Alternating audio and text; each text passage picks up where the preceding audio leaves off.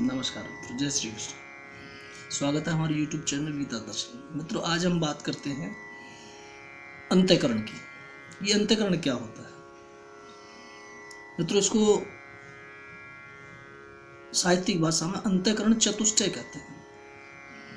चतुष्टय का अर्थ होता है चार चीजें इसमें एक साथ समाहित हो: मन, बुद्धि, चित्त और अहंकार।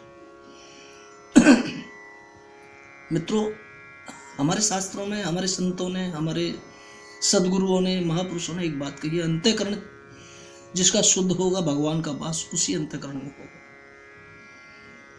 अब यहां ध्यान देने की वाली बात है कि अंतःकरण शुद्धि क्या है। मित्रों, मन के 5 मल होते हैं: काम, क्रोध, लोभ, मोह और अहंकार।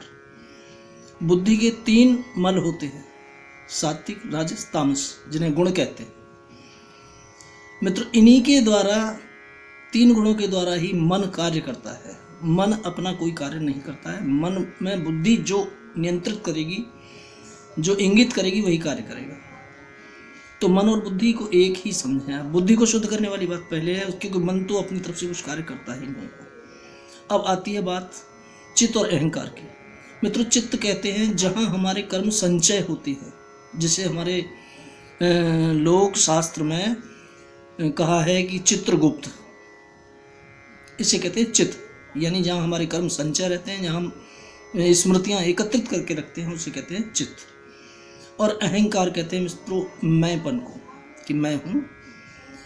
अब अंतःकरण की शुद्धि क्या है कि जैसे किसी बर्तन को शुद्ध करना क्या है कि बर्तन तो हो लेकिन उसमें कुछ अन्य चीज ना हो, कोई दाग धब्बा या कुछ भी वस्तु ना हो जो बर्तन से बाहरी चीज है।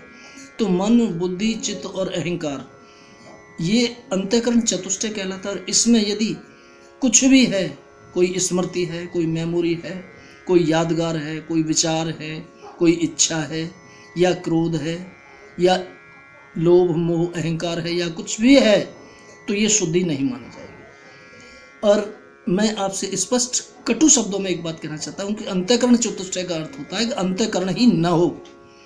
जैसे, आश्चर्य न करें, जैसे एक शिशु होता है, उसका कोई अंतःकरण नहीं होता। क्यों? न उसको कोई इच्छा है, न उसकी कोई कामना है, न उसके कोई विचार है, न उसका कोई बुरा है, न उसका कोई भला है।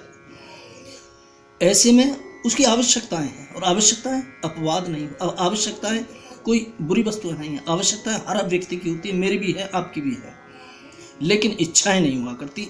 तब होता है अंतःकरण शुद्ध।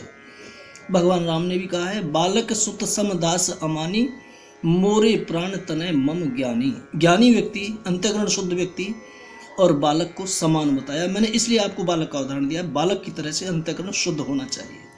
मित्रों, इसके बाद यदि फिर कोई नया विचार होगा तो मैं आपके सामने फिर आऊँगा। तब तक के लिए जय श्री कृष्ण, नमस्कार।